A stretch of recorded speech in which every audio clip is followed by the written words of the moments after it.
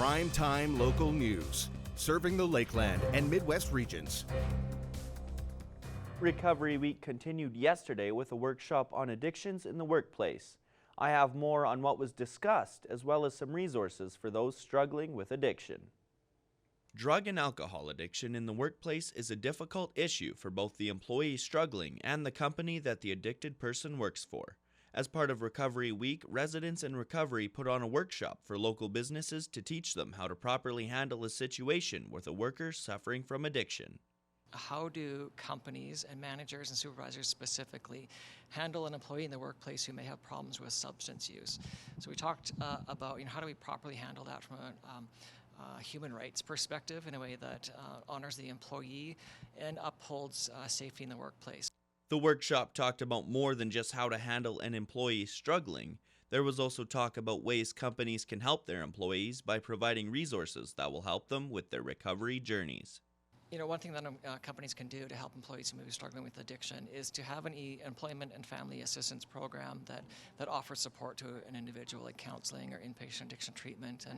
And one of the first places that we would suggest a company start, if they believe they've got an employee who's got problems with substance use, is to get a substance use professional assessment completed for an individual.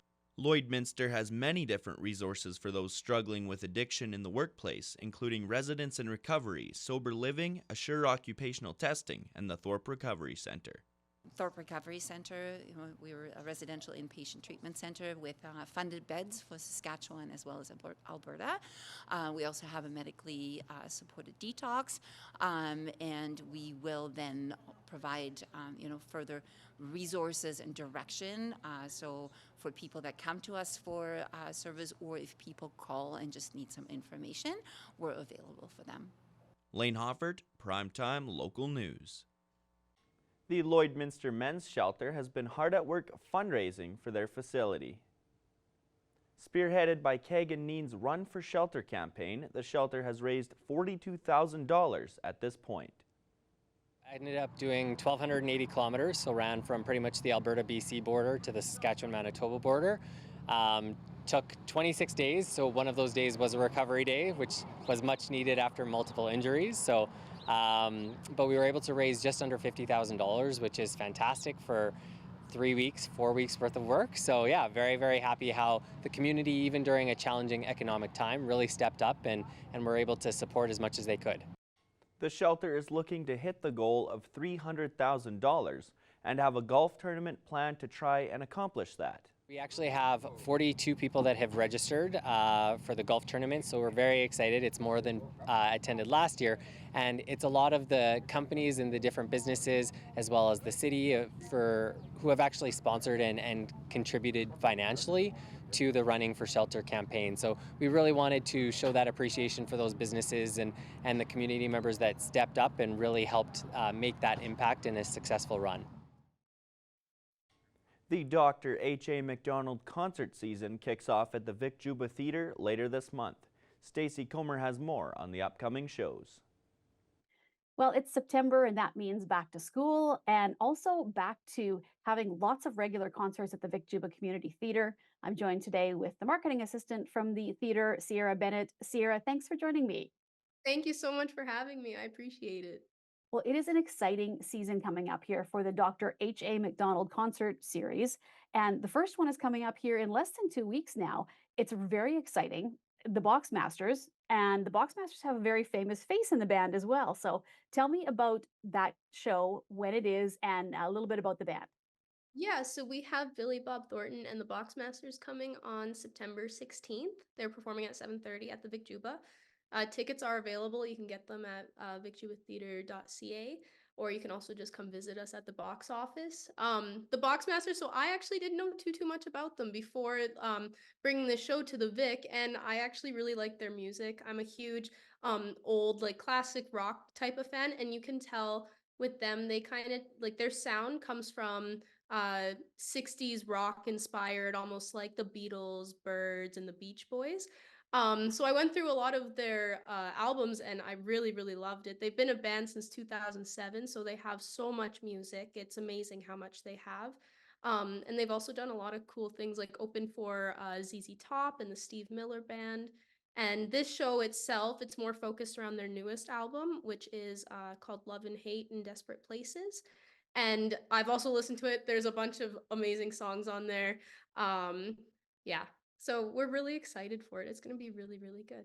Yeah, it's definitely a great way to kick off the season. And then moving into October, which oddly enough is not that far away, Oh, it's we so have cool. another couple of different acts in the series. So the one that is obviously very, very popular around here as well is George Canyon. So tell me about that show. Yeah, so George Canyon is coming on October 11th, and it's going to be an acoustic performance. I love acoustic performances. I think they're so intimate, and it's just such a great vibe in the theater, especially a theater like the Vic Juba, because it's already an intimate venue. So we have him. He's a very like older country sounding. So if anyone likes that, definitely get tickets to George Canyon. He's so talented and he's so kind. So, Sierra, the next show that'll be coming up following the George Canyon show as part of this series is Canada's Unconventional Medium. So, can you tell me a little bit about the dates for that show and when people can buy the tickets and for exactly how many dates and the times of the shows and all that sort of thing? Yeah, so we have Jenny coming on October 26th and 27th. It is a very interactive show. All information for it can be found on our website at vicjubatheater.ca. You can also buy tickets there, or again, you can come visit us at the box office. But it's cool that she's coming 2 days in a row, so we're really excited for it. And then there is a show in December, but we do have some bad news, I guess, if people are still wanting to get in. It's proven to be very popular. Johnny Reed is coming for his Christmas show, but from what I understand, it's sold out. Yeah, we are sold out for Johnny Reed. He's sold out so fast. Lloyd just loves Johnny Reed. He's been here at the Vic Juba a couple of times prior. And yeah, he's so amazing. I can see why it's sold out so fast, especially because it's all of his Christmas songs. And who doesn't love Johnny Reed Christmas? Well, maybe somebody can be lucky enough to have a friend that's looking to take them, or possibly a Yeah. spouse, or maybe it's a surprise or something like that. Just because like you said, it is a great show, but unfortunately, that one is sold out. So, Sierra, for shows following that, if people are looking for information to find out what else is happening, what's the best place to find? Not only that information, but if they want to buy tickets for the upcoming shows that aren't sold out at the theater, where is the best place to find that all in one place?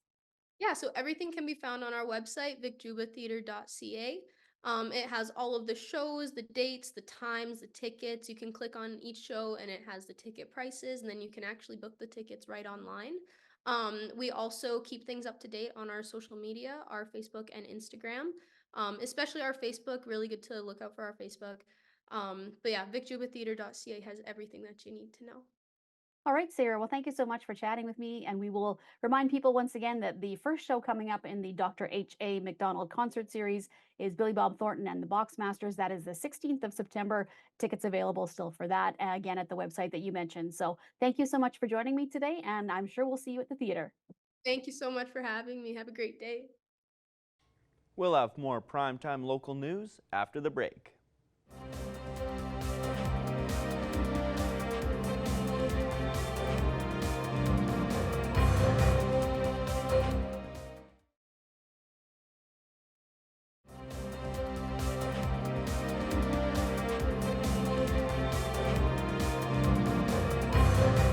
Welcome back. A barbecue to raise money for Keen Cat Rescue is taking place this Saturday. Abby St. John has more on how you can support. I'm very happy to be joined here today again by Nicole Theriot and Candace Lechterman. They are running a fundraiser for the Keen Cat Rescue this weekend. Thank you so much for joining me again. Thank you. Now, let's start off, I guess, again, explain to me what Keen Cat Rescue is and what Vera Lynn does in this community. Oh, she works with every shelter you can think of. All local shelters, all the way Calgary, Edmonton, BC, North Battleford. Yeah, it's unreal. And she helps not only with cats, that's where the name still trips people up. She's got dogs. She just had puppies that went up for adoption through Pet Purpose. And so she partners with a lot of people, and she's the backbone of a lot. I'm getting emotional this time. She basically, any of the Sorry. animals that, our main shelter can't take, or, she also helps out a lot of the reserves as well. So she doesn't actually have a shelter herself, but what she does is she finds placements at other shelters all across Canada, Everywhere. even, to help the animals out. So, and yeah, she puts a lot of her own money into it, doing the vaccines. Sometimes she can't get an animal into a rescue right away, so she finds foster placement and then gets their vaccines, gets wellness checks done on them before they head to the shelter there. Yeah, she sounds like an incredible woman just by what she does with other shelters, but then, kind of running her own rescue on top of that is incredible. And exactly why we're here today. There is a fundraising barbecue coming up on this Saturday at Groomer Has It in their parking lot. So, and the fundraise and the money all raised will go towards Keen Cat Rescue. So, can we talk about the barbecue and what people can expect when they come out to enjoy the day? Yeah, so I believe it's supposed to be a beautiful day that day. Oh, so it's I'm supposed to be hearing so gorgeous. pretty warm, so make sure you wear your sunscreen. But yeah, we're gonna have a barbecue from 11 to 2 in the parking lot at Groomer Has It. We, I believe, are doing $5 for the burgers or hot dogs, or you can throw in a pop and chip water for 8. And yeah, it's gonna be from 11 to 2. And then we are also going to be having a silent auction. Yes, and that leads me into my next question about the silent auction. You don't see that often at a barbecue itself. So tell me a little bit about what the silent auction is, and maybe a few hints of what some of the items are that people can bid on. Yeah, so we are going to be having a silent auction. It will be starting right at 11 there, and it will run till 2 o'clock. You don't have to stick around either because we'll get your phone number. So if you end up being the highest bid, we can give you a call. However, you might want to pop around 1:30 to see if you've been outbidded. We'll be doing some lives throughout the day too on Facebook. So if you kind of just keep an eye on that, I believe it'll probably be on the Groomer Has It page. So you can kind of see, we'll give you an idea of what the bids are at later in the day. But yeah, no, we've got some really good items, just to name a few. I know there's a brand new cat tower. There's a pizza oven that was donated. That one I'm kind of excited for. As well as a lot of different gift baskets, like Dixie Divine did a treat basket. Would be perfect for any dog, would be super happy to have that.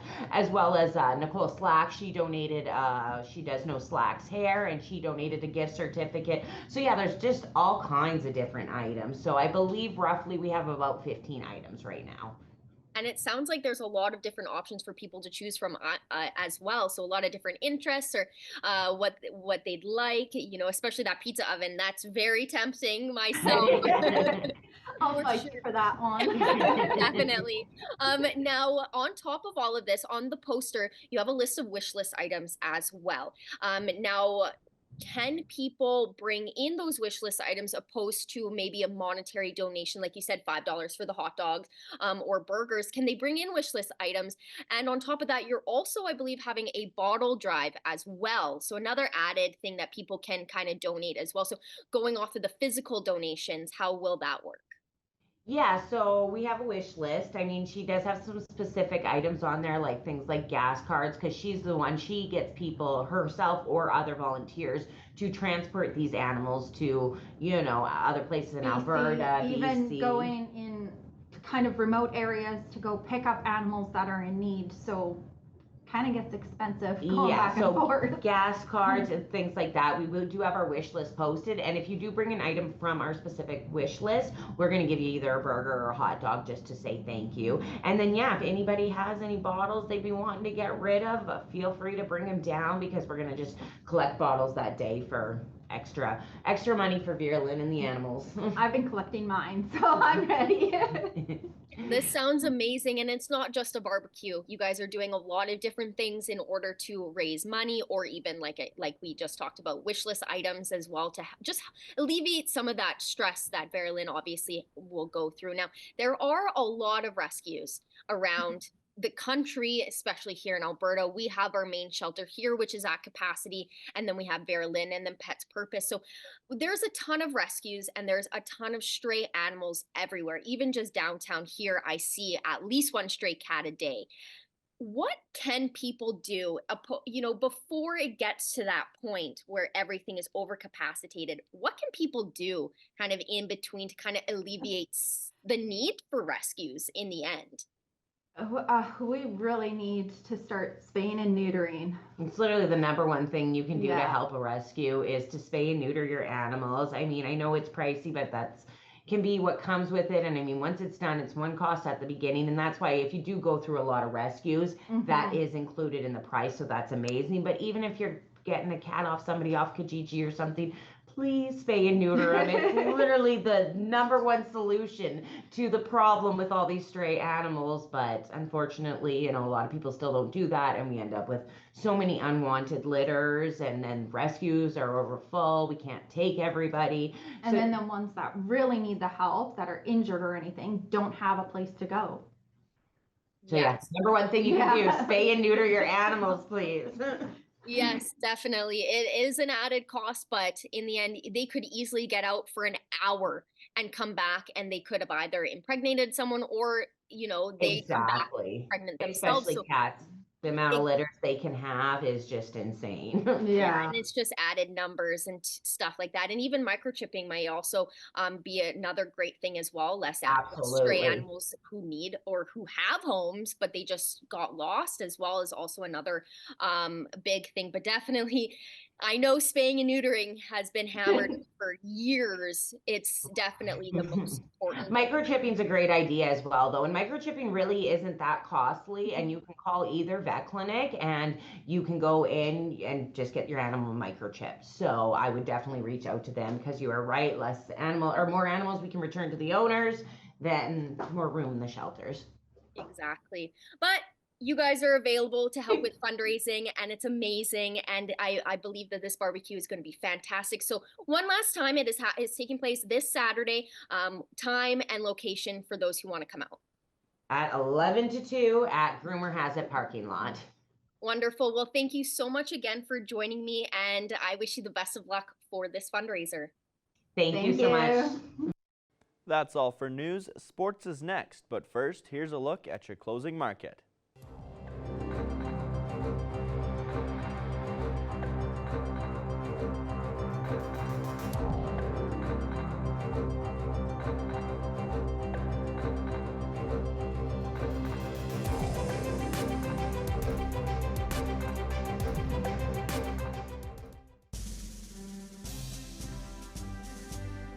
Today's oil prices are brought to you by First General Services.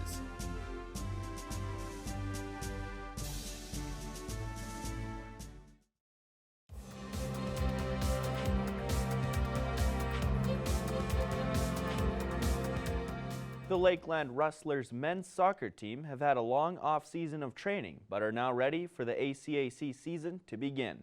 Our Thomas Wildman has a preview of the team. The Lakeland Rustlers have been hard at work all summer preparing for the soccer season. Well, I think I can speak for everyone by saying that we're very excited for our Grand Prairie game. Preseason went really well. We grew as a team and individually. A lot of us have become closer friends now, and it's been overall a really great experience. It's a bit of a new look for the Rustlers this year, with the new core of rookies coming in place of graduating players. But the remaining veterans have helped the new players become accustomed to Rustlers soccer. So many rookies, it's been like a challenge to kind of keep them all getting into buy into what our environment is, like what we want to do for the season, but they have adjusted well, like in practice and off, and with school starting and stuff, they got to adjust to that. So I feel like the people who are returning kind of set an example, as well as the coach and stuff. So I feel like they're acclimatizing well. With all the new additions and the training that went into the offseason, head coach Kevin Wagner believes the team will once again be competitive in the ACAC. Well, we're expecting the North Conference for men's soccer to be extremely tight this year. So, I mean, it really is just going to come down to any season, how we're going to score goals in the attacking third, and if we can take our chances well. We have the skill set to do that. We have the players to do that. And then on the opposite end is, do we stop what we should, a few that we shouldn't, and how our back five are playing. And again, we have the players to do it. It's just a matter of can we get it together in the important moments. The Rustlers will be heading all the way up to Grand Prairie to start the season, taking on the Northwestern Polytechnic Wolves. Traveling, I don't think is a problem too much. You know, that we leave a day earlier, so sleep's not a problem. The drive is always fun. I think it's a good bonding experience for a team. So I think it's pretty exciting that we get to start off on the road. I think it's just going to push us forward throughout the season, and hopefully we can enjoy the bus ride home with 2 wins. Thomas Wildman, Primetime, local news. Let's take a look at your adorable pets of the day.